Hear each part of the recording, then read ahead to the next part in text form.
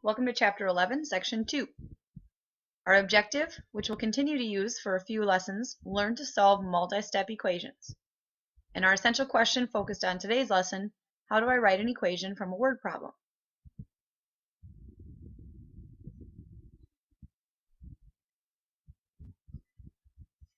To solve a multi-step equation, you may have to simplify the equation first by combining like terms or by using the distributive property.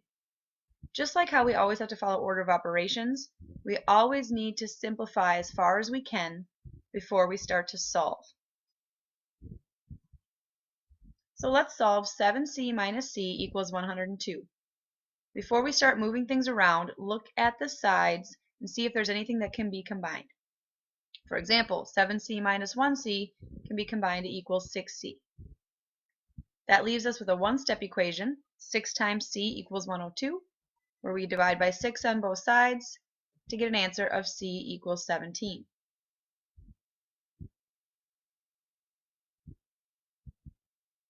Solve x plus 3x equals 48. Remember that when there's no number in front of those variables, that represents 1. So really it's 1x plus 3x, which can be combined for 4x. Again, now we have a one-step equation, 4 times x. To be resolved, we divide by 4 to both sides. So x equals 12. When you check your work for these, make sure you go back to the very original problem, because if you go back only 1 or 2 steps, you may miss where you made a mistake along the way. Now we have a few extra things involved. Solve. 8x plus 6 plus 3x minus 2 equals 37. Obviously the 37 can be left alone right now. On the left-hand side, we can combine several things. 8x plus 3x equals 11x. 6 minus 2 equals 4. Remember, when we combine like terms, we pay attention to the symbol that is in front of the number or the variable. Now that we have 11x plus 4 equals 37, we need to get x by itself. So we start by working backwards. When we read this 11 times x plus 4, the last thing we say is plus 4. So that's the first thing we undo. We would undo adding 4 by subtracting 4 from both sides. This leaves us with 11x equals 33, which is another one step. Divide by 11 to both sides so that x equals 3.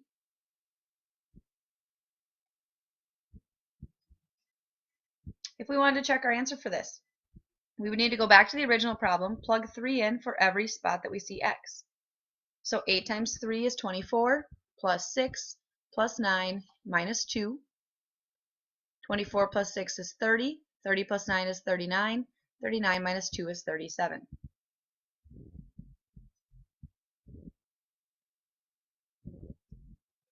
Solve another one. 9x plus 5 plus 4x minus 2 equals 42. 9x plus 4x is 13x. 5 minus 2 is 3. Start by subtracting 3 from both sides, so that 13x equals 39.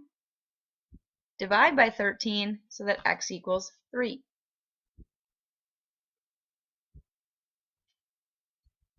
And again, check our answer. 9 times 3 plus 5 plus 4 times 3 minus 2. 27 plus 5 plus 12 minus 2. 27 plus 5 is 32, plus 12 would be 44, minus 2 would be 42.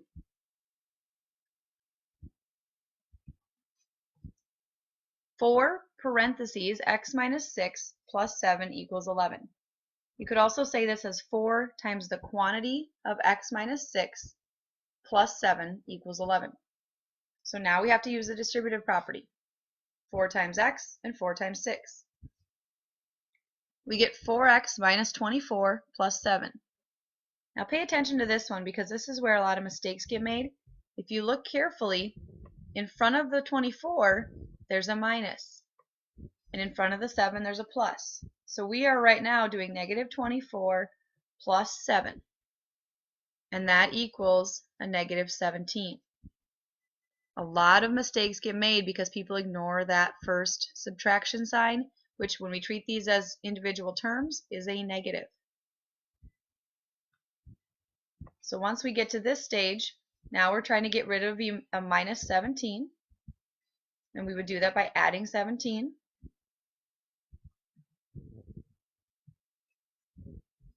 So we get 4x equals 28. Divided by 4, x equals 7. Keep in mind, when you have multiple choice questions, you can go through and you can solve all the steps, but sometimes we're maybe in a hurry, or sometimes there's faster ways to do things.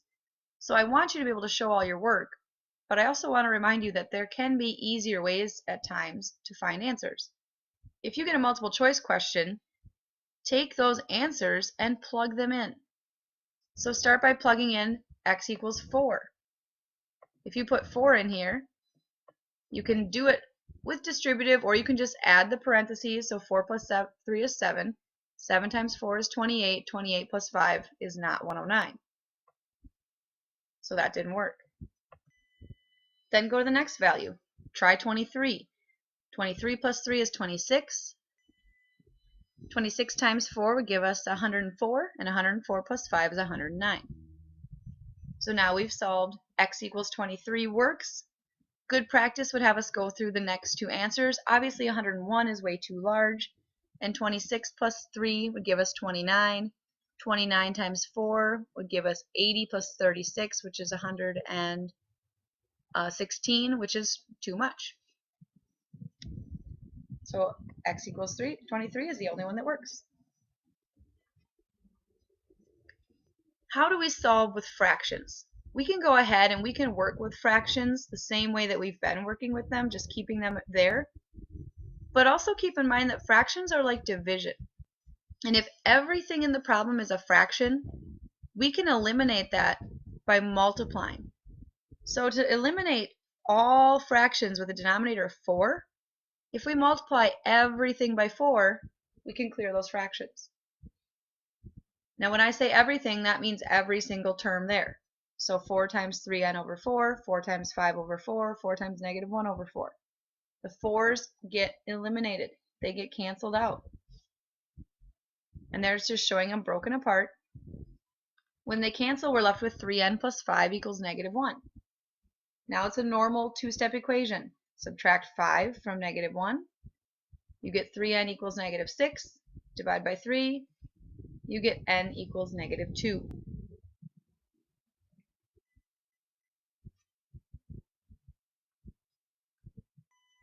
So let's take a look at what we can do if we have fractions with different denominators. We could find common denominators, and that would work. Or we can eliminate the fractions using the largest common multiple of these numbers. So in this case, if we have 9 and 3, our largest common multiple would be 9. So if we go ahead and multiply everything by 9, you'll get this broken apart, and what happens is we can make some cancellations. So the 9 and the 9 can cancel. The 9 and the 3 cancel and become 3 and 1 when we don't need the 1 in the fraction. The 9 and the 9 cancel. And again, the 9 and the 3 cancel. It's important when you do this that you remember to cancel correctly.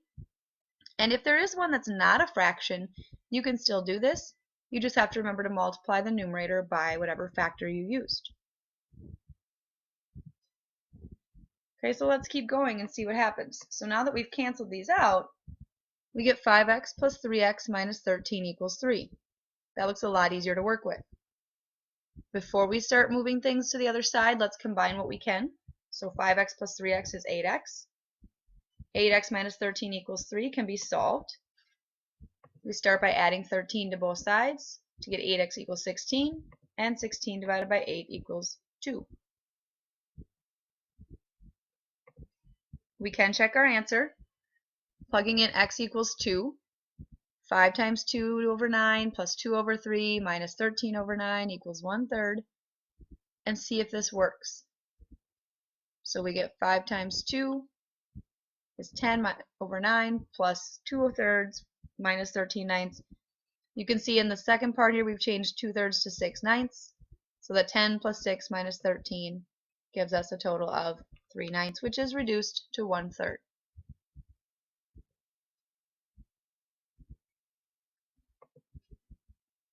Let's finish up with a word problem that fits our essential question. On Monday, David rides his bicycle m miles in 2 hours. On Tuesday, he rides 3 times as far in 5 hours. If his average speed for the 2 days is 12 miles per hour, how far did he ride on Monday? Round your answer to the nearest tenth of a mile. David's average speed is his total distance for the 2 days divided by the total time. So if we think about that formula, total distance over total time equals average speed, we need to think about his distance, which would be m miles on Monday, 3 times as many miles, or 3m on Tuesday. M plus 3m would be 4m. Monday was 2 hours. Tuesday was 5 hours, for a total of 7 hours. So 4m over 7 equals 12 because 12 was his average speed.